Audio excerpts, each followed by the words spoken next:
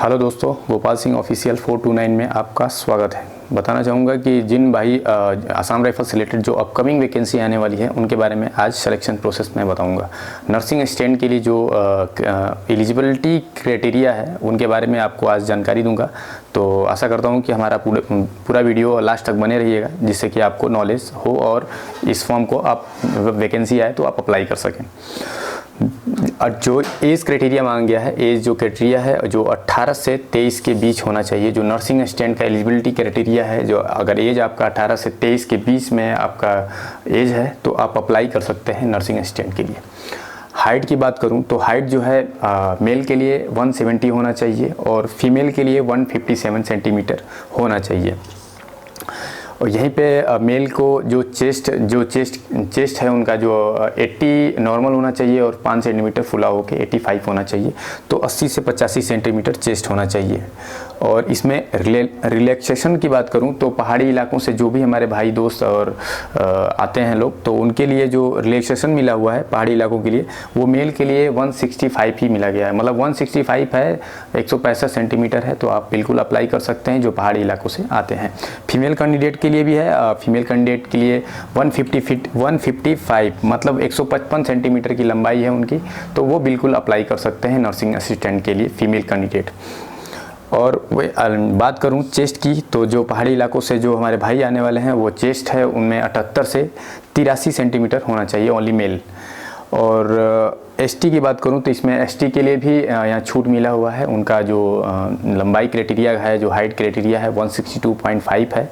और चेस्ट की बात करूं तो आपका जो 162.5 है और चेस्ट की बात करूं तो 76 से 81 मतलब 76 से 81 होना चाहिए, 5 सेंटीमीटर फुला के।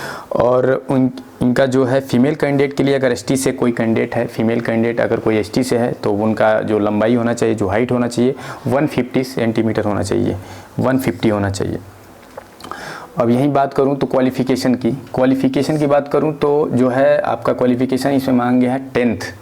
ये 10th जो भी भाई अगर 10th किए हैं, जो भी फीमेल कैंडिडेट अगर 10th की हों तो ये अप्लाई कर सकती हैं। लेकिन इसमें जो क्राइटेरिया है, ये mathematic and science with biology के साथ अगर जिस सब्जेक्ट से इन्होंने किया है तो नर्सिंग असिस्टेंट के लिए अप्लाई कर सकती हैं। अगर math and science with biology के साथ आपने हाई स्कूल किया हुआ है तो आप बिल्कुल अप्लाई कर सकते हैं नर्सिंग असिस्टेंट के लिए।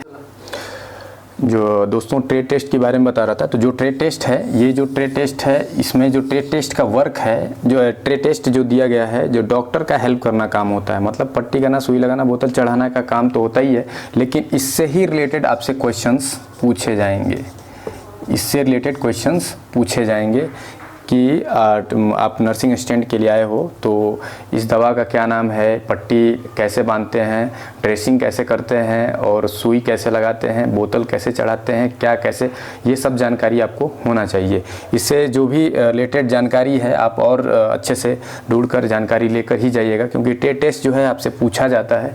और वर्क आपको ये करना है, वर्क जो काम मिलता है डॉक्टर का हेल्प करना होता है, पट्टी करना, बोतल चढ़ाना, यही सब वर्क होता है। मतलब आप हेल्प करेंगे आप डॉक्टर का।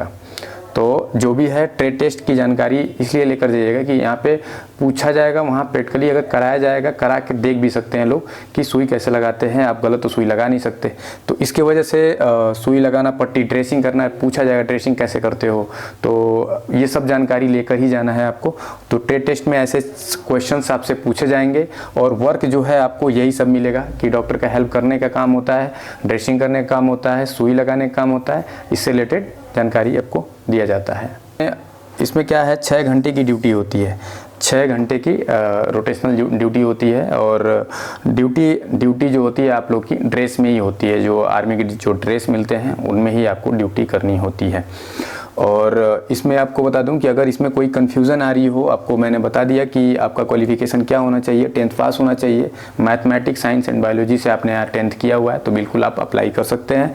और आपको पूरा सिलेक्शन प्रोसेस मैं बता दिया हूं। अगर फिर भी कोई अगर प्रॉब्लम आती है तो आप हमारे डिस्क्रिप्शन में Telegram link, WhatsApp group link दिया हुआ है, वहाँ पर ऐड होकर पूरी जानकारी हमसे ले सकते हैं अगर कोई प्रॉब्लम होती है तो। और कमेंट बॉक्स में भी कमेंट कर सकते हैं जिससे कि आपको कोई भी कन्फ्यूज़न हो रही हो इससे रिलेटेड, नर्सिंग असिस्टेंट से रिलेटेड जानकारी अगर कुछ चाहिए होता है तो आप कमेंट बॉक्स में कमेंट करिए, उसका रिप्लाई 100% मैं अपने चैनल के माध्यम से आपको देता रहूँगा। और बताना चाहूँगा कि अगर वीडियो आपको अच्छा लगे तो लाइक, शेयर एंड सब्सक्राइब करना ना भूलें। ऐसे ही वीडियो रिलेटेड, डिफेंस से रिलेटेड जानकारी, हम आसाम राइफल से रिलेटेड जानकारी आपको अपने चैनल के माध्यम से हम देते रहते हैं। आज के लिए बस इतना ही। जय हिंद, जय भारत।